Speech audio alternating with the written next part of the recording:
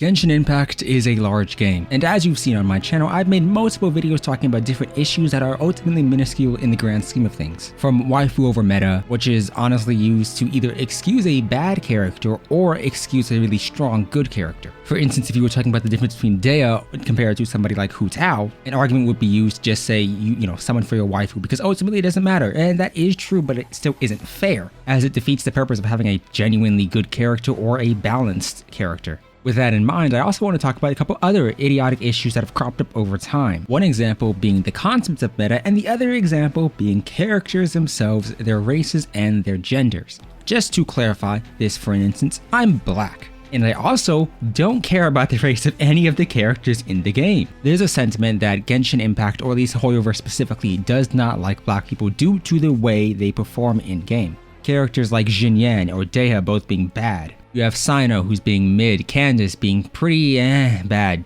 But if you were also around during the release of Sumeru, you saw a lot of people be very unhappy about Nahida not being black. And as a general aside, it doesn't really matter. You could take any of the characters in the game, change their skin tone, it doesn't mean anything. I much more value the effort Genshin puts into the cultures and different region styles than actively just changing a character's skin tone. Because it didn't matter in the grand scheme of things. It was a minor issue that was glossed over pretty much a month after it happened. But I also think it adds more problems than it fixes. And I won't go on this topic for too long, but hypothetically speaking, if individuals want more black characters in the game, you also have the issue of how they're going to be portrayed. If they're in any way, shape, or form negative, people are going to take issue with the way black people are portrayed in a negative light in Genshin Impact. Hypothetically speaking, if Raiden was black and she was a villain in the first half of her arc and a good character in the second half of her arc like she currently is, people would take issue with the way she was portrayed in comparison to Zhongli or Venti. If Nahida was black, people would have taken issue with the way she was portrayed as a caged or a slaved individual. And it creates a bigger issue than realistically it is, because it limits the amount of expression or the amount of creativity they can theoretically have with a character without it being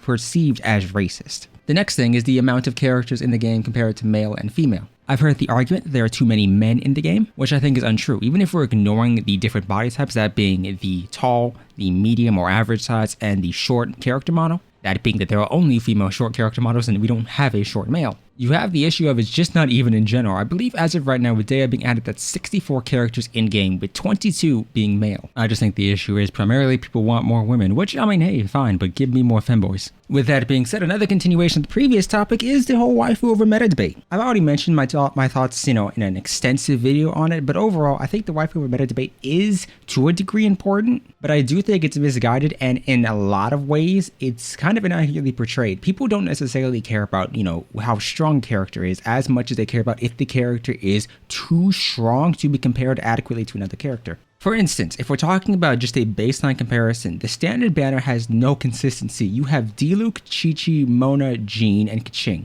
Diluc, Qiqi, Mona, and Jean are all good characters and were good when the game released. They were top tier either DPS or support units. Keqing was considered bad. However, when Dendro came out, she is now considered one of the best standard banner units you can pick up if you choose to use her. Taking that even further, Tignari is a great character, and then at C6 in terms of burst damage, you can out-damage Alhaitham at C6. Now, I know a lot of people won't have Tignari at C6, but he's still an extremely strong character, stronger than a lot of the other limited units we've gotten. Even further, now we have Dea, who is, as I think many individuals agree now, a pretty bad, or at least badly designed character in terms of how her kit works together. And it means that there is no baseline for any character's value. I feel like every character should at least be something like Ayato level. If you're a DPS, you have to be Ayato level. If you're a support, you have to have some sort of baseline. No support should be looking to replace somebody else if we don't have 5-star variations of that. Yelan is 5-star Xingqiu, we need a 5-star Zhengling. We need another Bennett because the buffers in the game don't necessarily compare to him in most scenarios unless they have their C6, and even then it's like, you don't provide the healing. So what we're dealing with is units are slowly coming in, and yeah, they're niche, and yeah, they are good and added to standard banner to a degree, and at C6, they really pop off, but C6 shouldn't be a necessity, it should be a bonus. One of the reasons that a lot of these standard units in the game, and I mean standard is in the ones who were first there, the Beidous, the Ningguang, Xingqiu, Sucrose, Bennett, and so on, are good is because every constellation improved on their already existing kit. It didn't require or fix an inherent issue. Zhengling's constellations either give a bonus damage or duration extension. These are all good.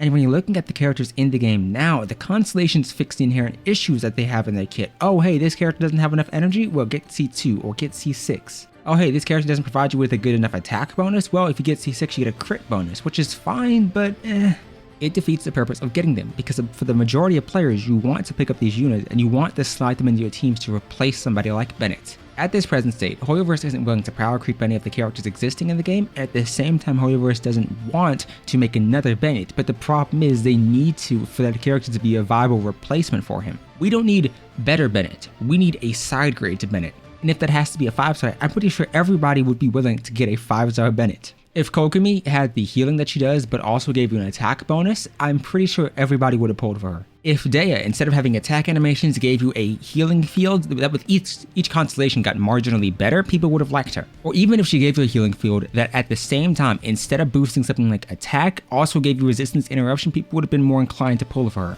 And maybe once you got to C2 or C4, it gave you an attack bonus based on her base attack, that would have been fine. We're running into a wall where a lot of the issues that people bring up are pretty idiotic and don't really matter. You have waifu meta, doesn't really matter, just make a good character in general, that's all people want. People want good characters on release, not good characters that are secretly disguised as bad characters until 6 months when they receive the buffs or the artifact set or the character or the support or the element they need. The whole race or gender of the characters, it doesn't matter, just make more of them and just make them good designed, even if you need to update some of the old ones. Elemental imbalance is a thing. I'll make a whole video on that one, but elemental imbalance is now here thanks to Dendro. Thanks a lot, Sumeru.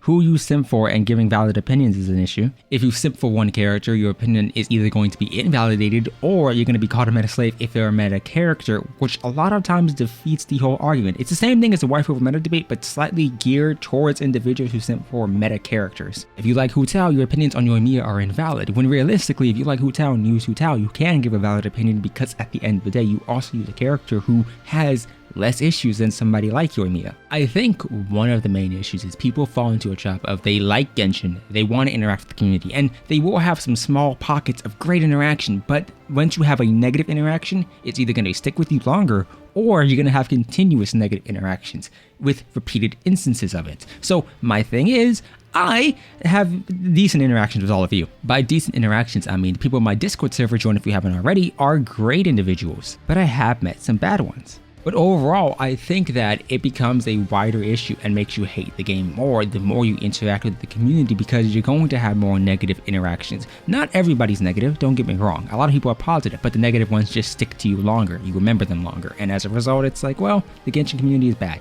And then you also have to deal with the outside perception. Genshin Impact is not viewed positively by other gacha games. So if you play Genshin, it's like, ew. Or you're going to be told your game is trash to begin with. And it makes it very difficult to discuss it because you may want to legitimately share an interest. I had a couple individuals who I spoke to about Genshin Impact and they just didn't like it, which is fine, but they also viewed the game negatively because either A, the community's reputation, or B, the characters like Klee, Nahida, Diona, and so on. So it means you have less opportunities to discuss something you legitimately enjoy with other people. But I do want to know, what issues have you had, not only just with the community itself, but with other people and Genshin in general? What do you think is a topic people don't discuss often, or maybe it's a topic that was discussed that you disagreed with? I will be utilizing this comment that's shown on screen here for a video in the future. Join the Discord server if you would like to participate in the creation of it, and consider subscribing because hey, why not? We have a very cute and funny server. I'll see you next time.